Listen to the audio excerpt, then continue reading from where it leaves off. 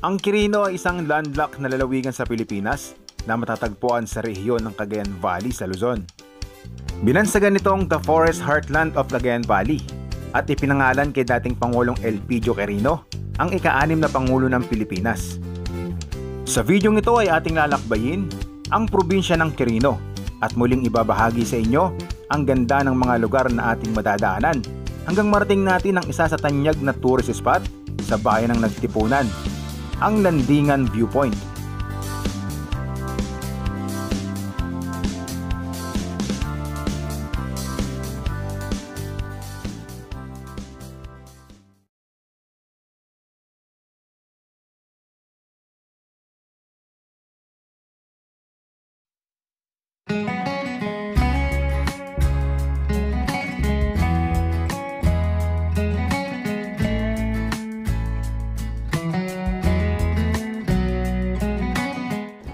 Isang mapagpalang araw pong muli sa inyong lahat at welcome pong muli tayo sa ating panibagong Moto Adventure.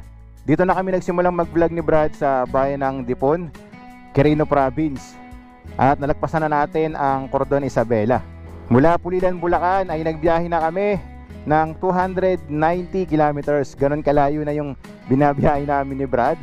At ngayon papasok na tayo sa magagandang scenic road.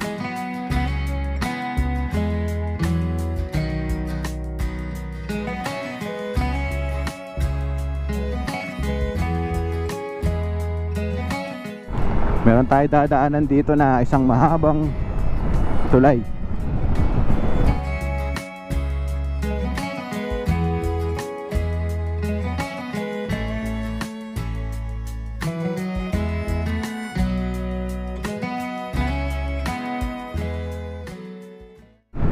Ito pala yung baka na malaki sa Quirino. Grabe yun, laki ng baka na ano dito, estatwa.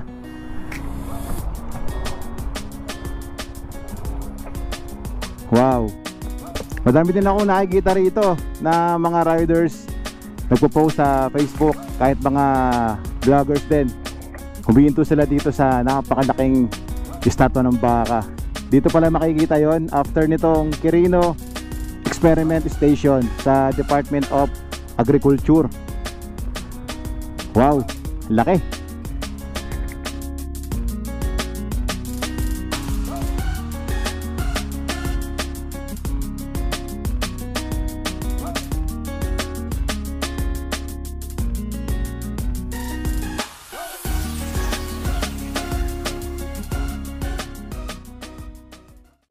Kapag dumaan kayo sa kalsadang ito, yan, madadaanan ninyo yung napakalaking baka na yon. Kaya wag ninyong palampasin. Kapag nadaanan ninyo yung malaking baka na yon, syempre magpa-picture din kayo.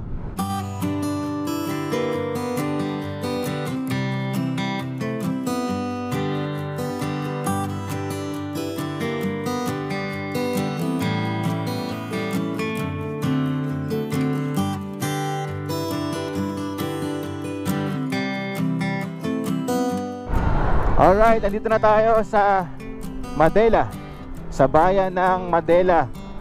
Yan, barangay ng Santa Maria. Kapag dinire-diretso natin itong kalsadang to, ang labas natin ay sa Aurora Province na, sa Dipakulaw, Aurora.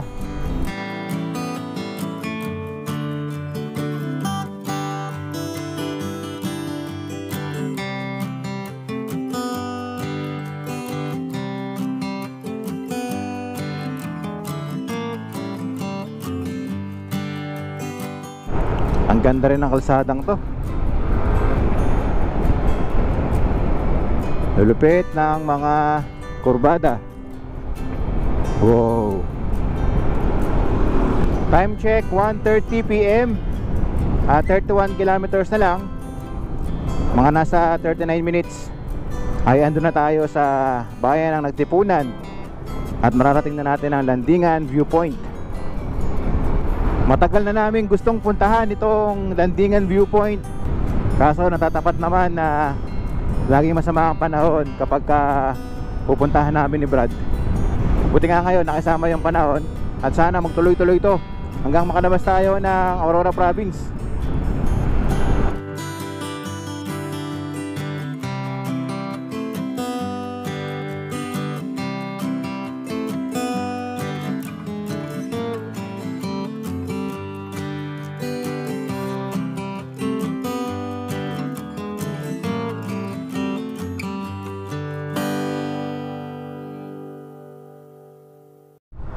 Brad, isang diretsyon daan, no? Ganda. Dami pang bundok. Wow, grabe yung rice fields dito, oh. Napakalawak.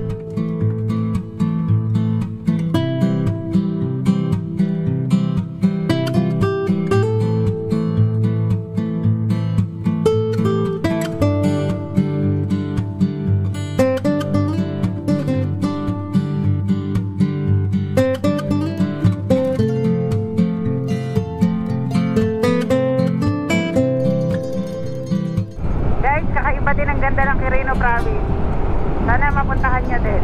Oh, yan, iniimbitahan na kayo ni Brad na pasyalan din to, no? Sabagay, yung mga followers naman natin at subscribers, pangkaraniwan dyan talagang sinusundan yung mga pinupuntahan namin ni Brad. Ganda rito sa probinsya ng Quirino. Ganda ng mga punto. Brad, kanan na. Okay, mapasok na tayo ng Nagtipunan. Yan, I love Nagtipunan. So ito yung bayan na nakakasakop sa lugar na pupuntahan natin. Ito yung papasok ng Landingan Viewpoint.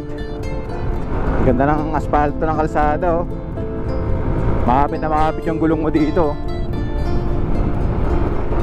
Brad, natarik ko. Mataas. Oo. Yeah. Alright.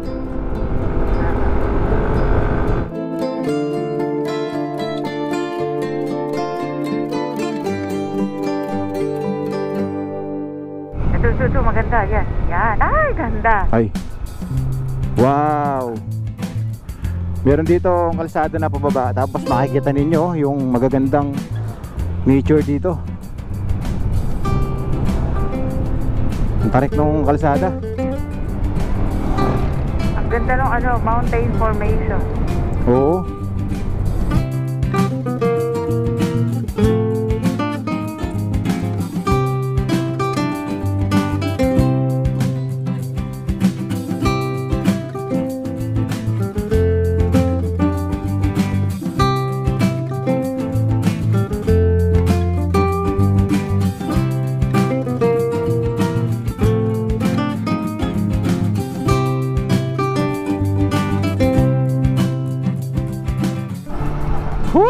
Napakaganda rito. Parang mga chocolate hills yung mga burol na makikita nyo rito. Ano, Brad? Oo, parang yan.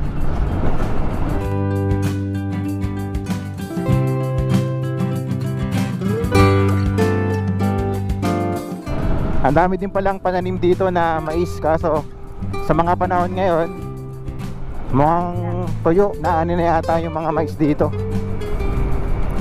Ayan, o, napakadaming mais.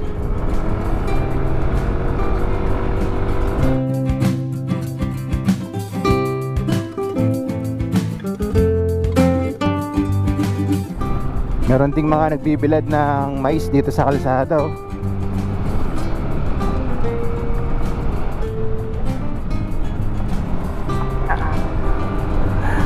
Grabe sa ganda, oh. Mapapatulala ka na lang sa ganda ng tanawin na makikita mo dito sa Nagtipunan. More on rolling hills ang mga nakikita ko rito na klase ng mga kabundukan.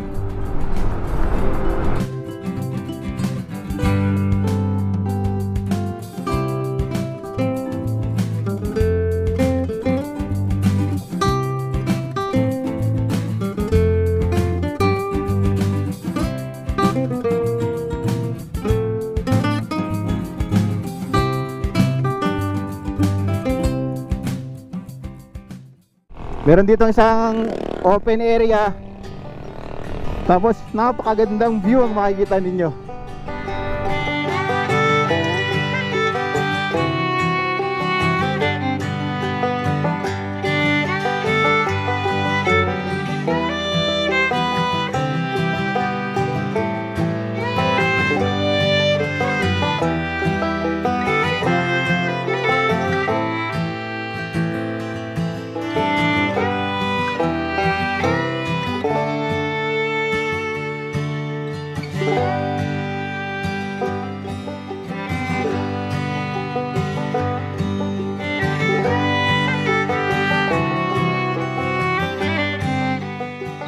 Sa mga pupunta rito na subscribers natin at followers, mag-iingat po kayo dahil yung kalsada na dadaanan ninyo, yan, matatarik na pataas, tapos matatarik din na pababa, at matutulis din yung mga kurbada rito.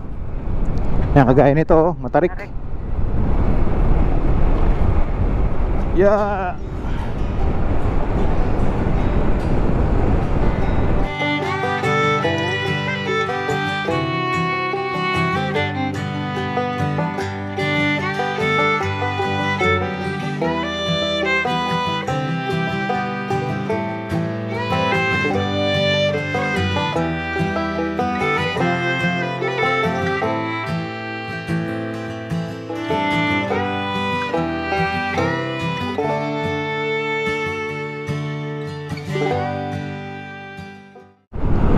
Grabe Brad, tinan mo yung bundok doon sa kaliwa mo, napakaganda. Magkadikita na eh, parang... Uy, grabe yun. Ano? Gaya ng ginagawa namin madalas kapag nakakita kami ng magandang tanawin, humihinto kami. So ngayon, nakakita tayo ng talaga namang nakakamahang tanawin dito. Yan o. Madadaanan nyo yung mga kabundukan na yan kapag kayo ay nagpunta ng Landingan Viewpoint. Talagang nakakabangha ang ganda ng Pilipinas.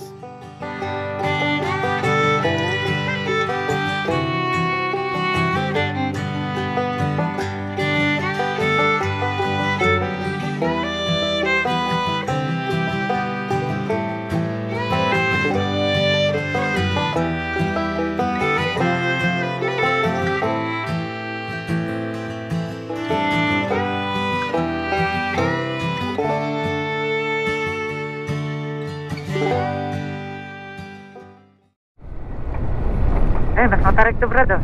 Wow. Saan? Ito, matarik. Eh grabe, napakataas nito ah. Wow. Saan? Taas din na ang ahonin dito.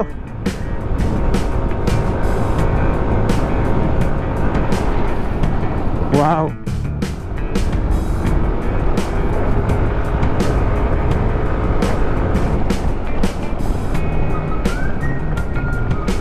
Malapit na tayo ah.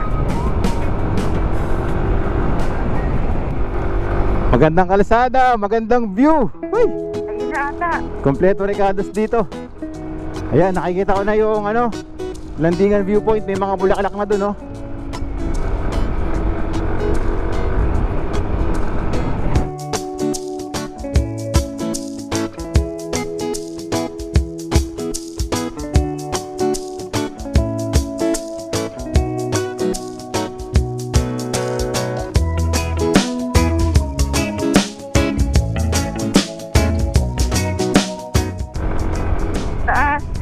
Yeah, taas. Ito ba, mas matarik. Naku po. Matarik pa yan? Oo, ito. Oo. Lalo pa baba. Oo nga no. Wow.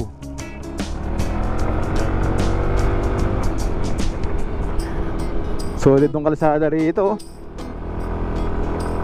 Yeah. Taas. Ganyan, kalupit na kalsada ang dadaanan ninyo hanggang marating natin yung pinakalandingan viewpoint. Napakataas guys, kaya mag-iingat kayo.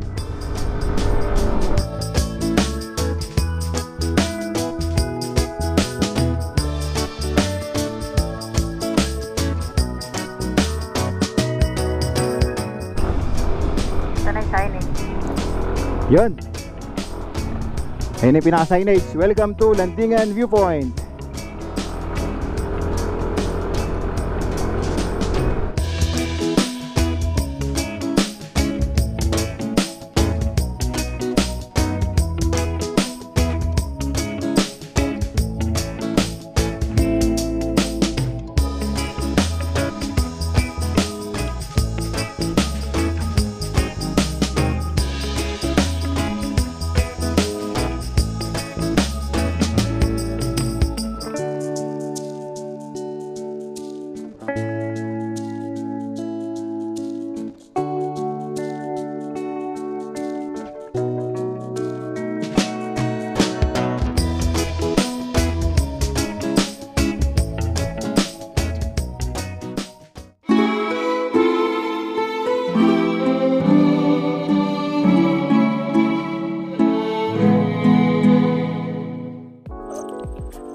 Doon sa baba yung pinaka entrance. Akit kayo dito sa hagdan. And then dito pa lang bubungad sa inyo yung nagagandahang mga bulaklak.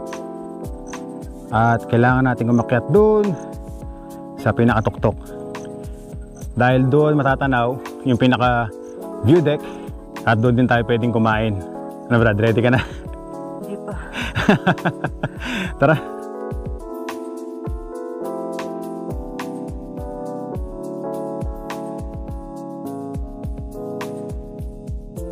Sobrang taas nito guys. Sigurado nakakahingal to.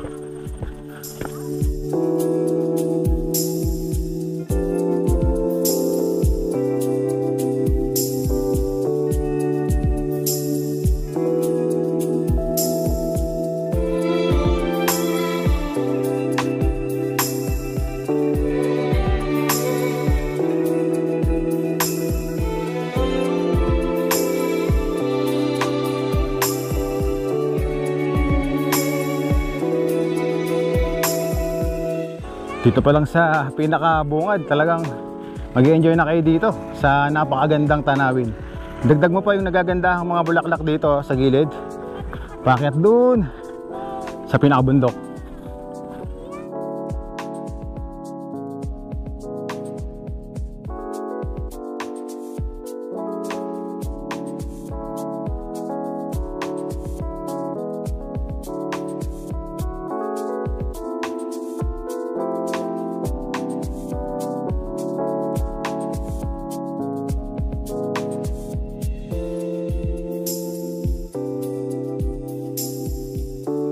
Ang kagandahan dito, kahit medyo may katarikan ng pag-akyat, doon mismo sa pinaka view deck, nakagawa na sila ng hagdan para mas mapagaan ang pag-akyat natin. Ayan o.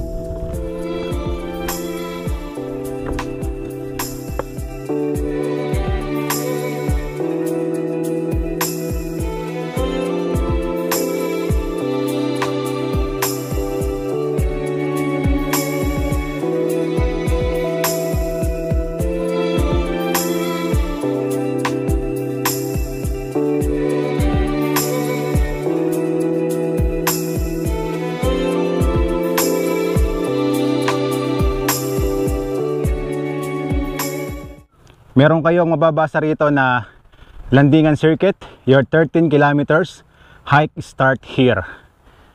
Yan. Brad, ito yung legit na bago mo makita yung ganda, pahihirapan ka muna. Hirap na ako.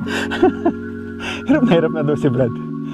Ay, dahil hindi nga biro yung akyatin, buti na lang nga meron ng mga ginawa rito ng hagdan para mas madali. Kung wala sigurong hagdan to, naku, nakakahinga lalo to.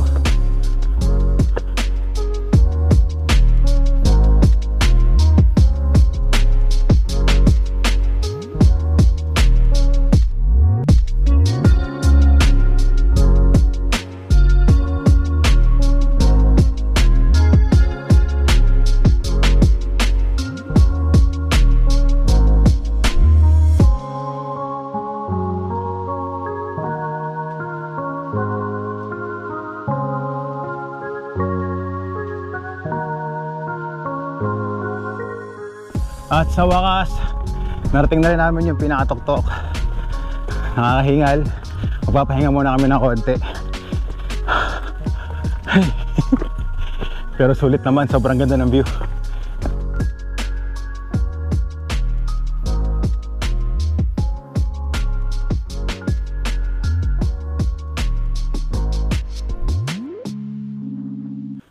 Dito sa pinakataas. Yan. Dito pa lang kayo makakabili ng pagkain. Pagkatapos ninyong hingalin. Ayun si Brad. Lawit dila. Iyon naman na soft drinks. Yan. Ang tubig eh. Walang tubig dito? Naubos na po. Naubos na. Yan, meron mga snacks, chichirya. Merong kape. Yan yung mabibili ninyo dito. Nasiserve din kayo ng kanin at ulam? Oh, ay hindi po. Ah. Yan po yung mga pansit-canton at Ayun. So walang mabibili dito na kanin at ulam. Noodles lang, yan.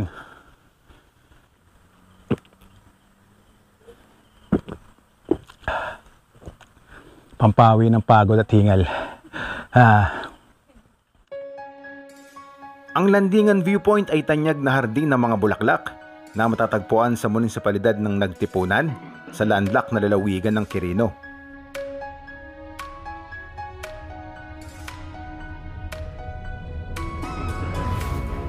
Ipinapakita nito ang isang 360-degree na view ng Cagayan River, Nagtipunan Rolling Hills, Kapatagan, at ang tanawin ng Quirino Province.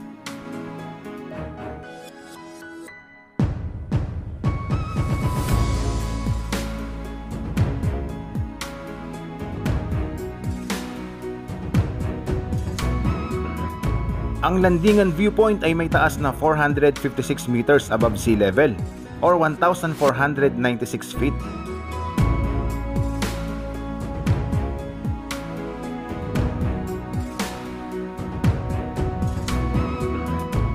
Ang Landingan Circuit ay may kabuoang haba na ruta na 13 kilometers.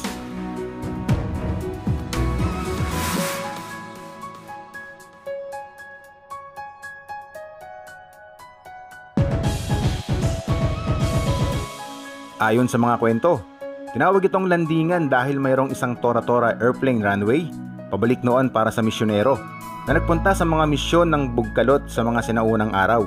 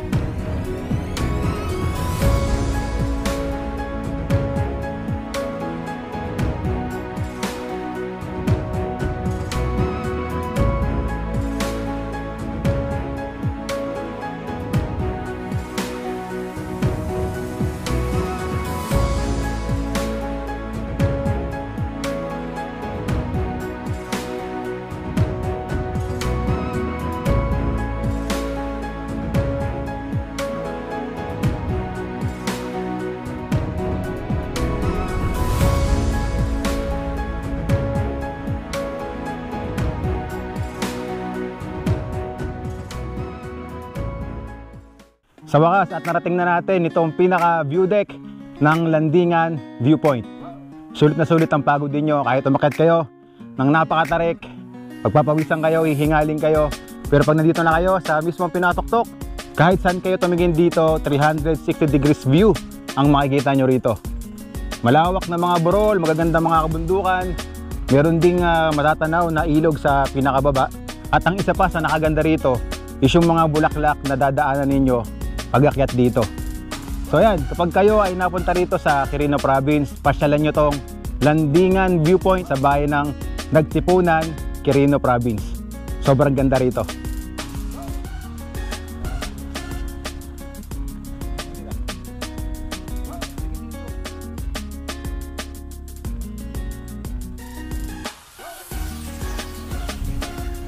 Dito sa pinakatoktok, makikita nyo si ate. Ate, ano yung pangalan nyo? Leia po. Yan si Ate Leia. Shoutout sa kanya dahil napakabait niya, no? Makikita nyo siya dito dahil siya yung may-ari nung tindahan dito sa taas. Pasyal po kayo dito. Ayan, inaanyayahan po kayo ni Ate Leia na pumunta po rito sa Landingan Viewpoint.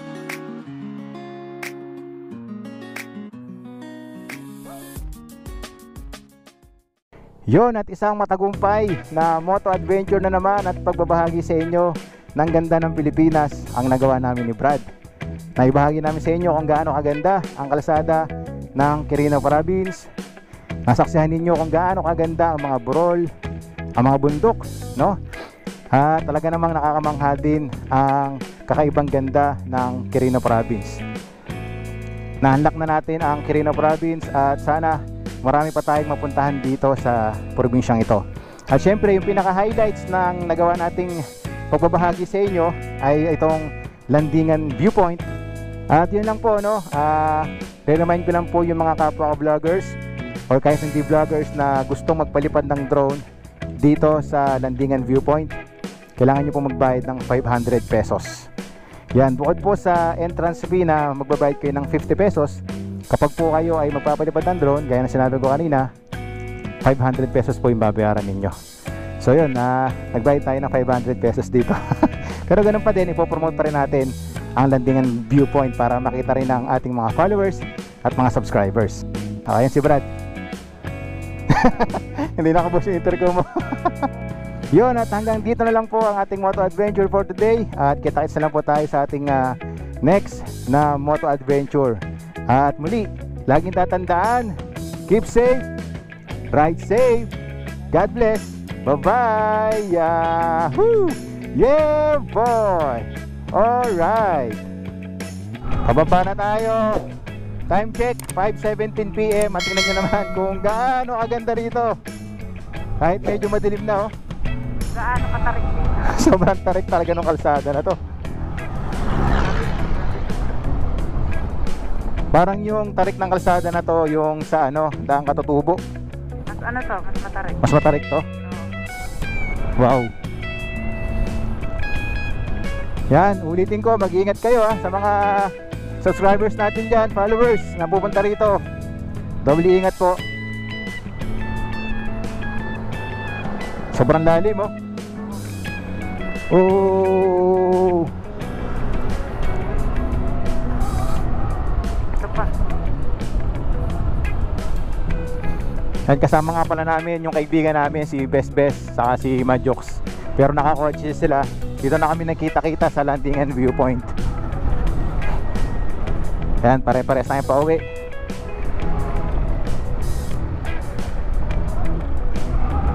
Grabe ang creation ni Lord. Talagang mapapamangha ka sa ganda, no?